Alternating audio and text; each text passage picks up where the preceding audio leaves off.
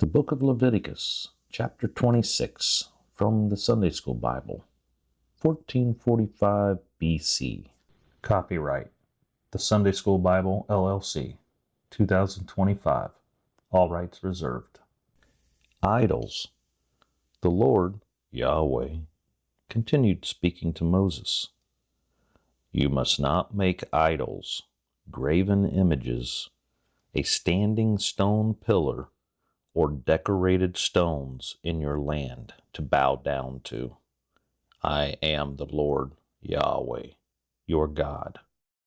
Note, to clarify Leviticus chapter 26, verse 1, this verse forbids the Israelites from setting up a standing stone for worship alongside idols, graven images, and or figured stones, because these were connected with pagan practices in Canaanite religion, where such pillars could symbolize deities or be used as cultic objects associated with Baal or Asherah worship. End of note. Sabbath. The Lord, Yahweh, continued speaking to Moses. You will keep my Sabbaths and reverence my sanctuary. I am the Lord, Yahweh. If you obey God's word, the Lord, Yahweh, continued speaking to Moses. If you walk in my statutes, keep my commandments, and do them, then I will give you rain in due season. The land will yield her increase, and the trees of the field will yield their fruit. Your harvest will be so abundant that threshing will continue until the grapes harvest, and the grape harvest will extend to planting season. You will eat plenty of food and live securely in your land. I will bring peace to the land, so you can sleep without fear. I will remove dangerous animals from the land, and war will not pass through your territory. You will chase your enemies, and they will fall before you by the sword. 5 of you will chase 100 enemies. 100 of you will chase 10,000 enemies. Your enemies will fall before you by the sword, because I will have respect for you. I will make you fruitful. I will multiply you, and I will establish my covenant with you. You will have so much produce that you'll still be eating last year's harvest when you need to clear it out for the new crop. I will set my tabernacle among you, and my soul will not abhor you. I will walk among you. I will be your God. You will be my people. I am the Lord Yahweh, your God, who brought you out of the land of Egypt, so you would no longer be slaves. I have broken the yoke of your oppression and made you walk with dignity. If you do not obey God's word, the Lord, Yahweh, continued speaking to Moses. But if you do not listen to me, if you do not do all these commandments, if you despise my statutes, or if your soul abhors my judgments, so that you don't do all my commandments, but you break my covenant, I will do this to you. I will appoint terror over you. I will appoint a wasting disease over you. I will appoint a fever over you, which will blind you and drain your strength. You will plant your crops in vain, because your enemies will eat it. Note, in Leviticus chapter 26, verse 16, the King James Version uses the word terror, and the Hebrew Bible Masoretic text uses the word Bahala. The Hebrew word Bahala refers to sudden panic, distress, or dread, a psychological or social consequence, rather than a physical ailment such as blindness or weakness. It sets the stage for the physical punishments that follow, but is not described as causing physical symptoms such as blindness or draining of strength. End of note. Note number 2. Also in Leviticus chapter 26, verse 16, the King James Version uses the terms terror, consumption, and burning, then completes the verse by stating, consumes the eyes and causes sorrow. To clarify whether one or all three items are required to consume the eyes and to cause sorrow, we will review the Hebrew Bible or Masoretic text and the words and grammar it uses. Based on the grammar used in the Hebrew Bible, it describes the effects of the diseases, wasting disease and fever, but does not apply to terror, which is listed separately and is a masculine noun, less directly tied to the participles. Therefore, the structure suggests that the physical symptoms, blindness and draining strength, are consequences of wasting disease and fever, not terror. Leviticus chapter 26, verse 16 is part of the curses for disobedience to God's covenant. The punishments are progressive, with terror indicating a state of panic or societal distress, followed by physical afflictions, disease and fever that cause bodily harm, such as blindness and weakness. Therefore, the SSB will use the phrase, I will appoint a wasting disease and fever, which will blind you and drain your strength. End of note. The Lord, Yahweh, continued speaking to Moses. I will set my face against you. You will be slain before your enemies. Those who hate you will reign over you. You will flee when no one pursues you. If you still do not obey God's word, the Lord, Yahweh, continued speaking to Moses. If, after all this, you do not listen to me, I will punish you 7 times more for your sins. I will break the pride of your power. I will make your heaven like iron, meaning your sky will yield no rain, implying drought or barrenness. I will make your earth like brass, meaning unproductive soil that cannot support crops. Your strength will be spent in vain, because your land will not yield her increase. Your trees will not yield their fruits. If you are still unwilling to listen to God, the Lord, Yahweh, continued speaking to Moses. If you walk contrary to me, if you are not willing to listen to me, then I will bring 7 times more plagues on you according to your sins. I will also send wild animals among you, which will kill your children, destroy your cattle, and make you few in numbers. Your roads will become deserted. If you still oppose God, the Lord, Yahweh, continued speaking to Moses.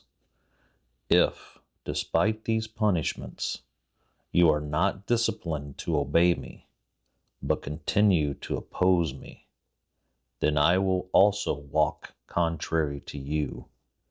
I will punish you 7 more times for your sins. I will bring a sword on you that will execute vengeance of my covenant. When you are gathered together within your cities, I will send the pestilence among you, and you will be delivered into the hands of the enemy. When I cut off your food supply, 10 women will bake your bread in 1 oven, emphasizing limited facilities. They will deliver your bread to you by weight, implying rationing food. And you will eat, but you will not be satisfied. Note, in Leviticus chapter 26, verse 25, The King James Version uses the phrase, "And I will bring a sword upon you, that shall avenge the quarrel of my covenant." The King James Version's word quarrel suggests a relational dispute, which is contextually valid but less direct than vengeance, which emphasizes punitive action. The first Hebrew Bible, Masoretic text, uses a phrase which means that executes vengeance. The Hebrew verb denotes taking vengeance or exacting retribution, and the word execute conveys the sword's role as an instrument of divine judgment. The future tense, will, aligns with the participle's predictive context. Therefore, the SSB will clarify this statement by using the phrase, "I will bring a sword on you that will execute vengeance of my covenant." Note number 2, in Leviticus chapter 26, verse 26, the King James Version uses the verse, "And when I have broken the staff of your bread, 10 women shall bake your bread in one oven, and they shall deliver you your bread again by weight, and ye shall eat, but not be satisfied." To provide further clarity and understanding of this verse, we will examine the Hebrew Bible Masoretic text. The King James Version used the phrase, "staff of your bread," which is a Hebrew idiom for the food supply or sustenance, implying the foundation of survival. Therefore, a broken staff of bread implies food being cut off. The modern translation simplifies archaic language, "broken the staff of your bread," to "cut off your food supply."